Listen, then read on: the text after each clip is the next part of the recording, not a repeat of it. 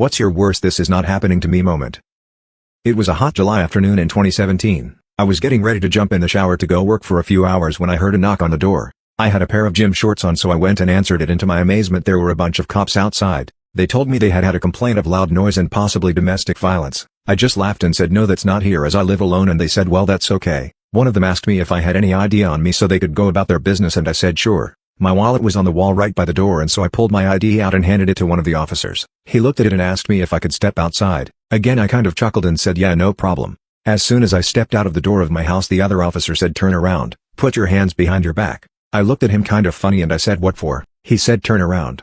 So I turned around. I put my hands behind my back. Suddenly I felt handcuffs.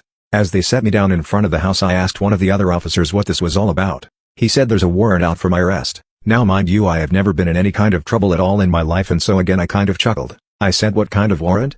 The officer said he don't know, as it's from out of state. Now I'm starting to get a little freaked out. So the officer leads me into the police car. All I have is my gym shorts and flip-flops and my cell phone. That of course was taken from me. As we're driving to the holding cell about 45 minutes later, I asked the officer what this is all about. He said he really doesn't know. It's an out-of-state warrant and they have to take me to jail. And it looks like there's a no bond clause on this warrant, which means until I figure out what this is, I'm stuck there. I was put into a holding cell with about 15 gang members in Fort Lauderdale Broward County Jail. About 11 that night, I was transferred to a holding jail, given a 2-inch mattress and a blanket, and told to go to sleep on the floor. At this point I've asked probably 4 or 5 officers what's going on and nobody seems to know. I haven't seen an attorney and I don't have any telephone numbers memorized. Stupid smartphones. So the next day I ask an officer again what's going on and how do I find out. He comes back and simply says it's an out-of-state warrant. You'll have to wait to see the judge. I said I want to access my cell phone so I can find some numbers and call somebody. At that point they told me they won't let me unless there's a court order. Here's where it gets really bad, as if it wasn't bad enough already. I don't see a judge for 8 days. Yep, you read that right. I'm 8 days in jail, not having any idea why, not seeing an attorney and having no access to call anyone. I finally see a judge on the 8th day and he tells me it's an out-of-state warrant, and again he doesn't know what it's for, and I have a choice. I can fight extradition or I can concede to extradition. If I fight, I'm going to probably be there for 60 days minimum and possibly be let out. If I concede, I could be there another 45 days before they take me to the other state. So I conceded and I asked him for the court order to access my phone. The judge says he's never heard of having to have a court order to access a cell phone, but reluctantly gives one. On the 9th day, as I ask to again access my phone, I'm told that they're not going to allow me to access my phone even though they have a court order because the phone battery is dead. Now I don't know what to do. This is the 9th day and it turns into the 10th and 11th and 12th, and so on. On the 23rd day, no one in the world knows where I am. I'm assuming my kids probably think I'm dead, as they live in another state. North Carolina shows up to extradite me on the 23rd day, during this 48-hour trip where I'm shackled hand and foot in the back of a van. I finally convinced one of the officers that is driving to access their Facebook account and message a friend of mine to try to get a phone number. They do that and of course my friend thinks it's a scam. Finally I gave him information that only I would know and I get a phone number. On the 25th day in North Carolina I finally found out what the charge is. Former client of mine from 4 years prior in a business that I had at the time, and signed over to another partner, has accused me of taking $20,000 and fleeing the state. I laughed again. But not real hard this time, because this was getting real. As I'm booked into their jail, I'm trying to figure out what to do. The next day I finally saw an attorney. He doesn't have too much information for me but tells me what the charge entails and what the possibilities are for sentencing and things like that.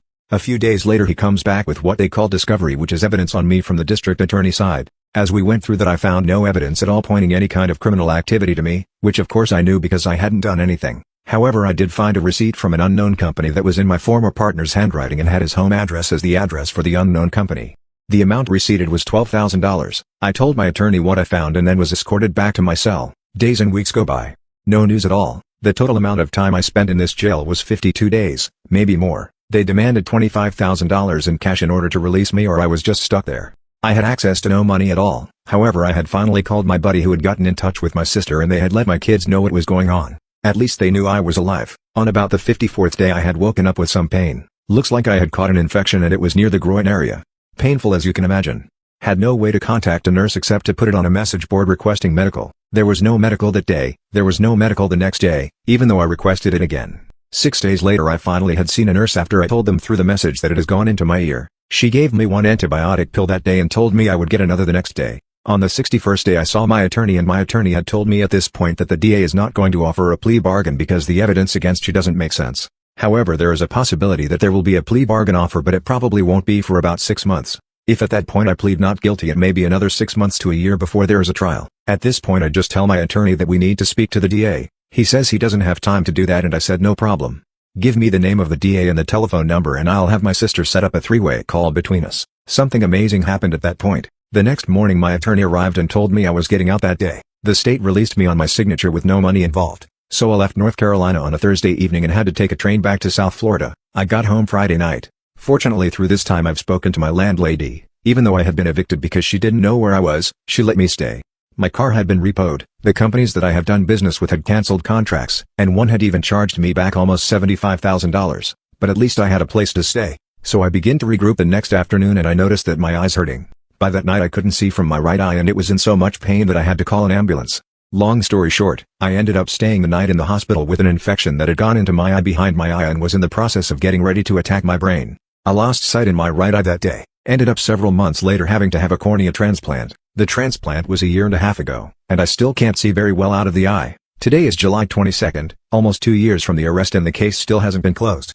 I've been told over and over that they're going to dismiss the charges but they haven't done that as of yet. The US justice system is broken. My story is proof of that.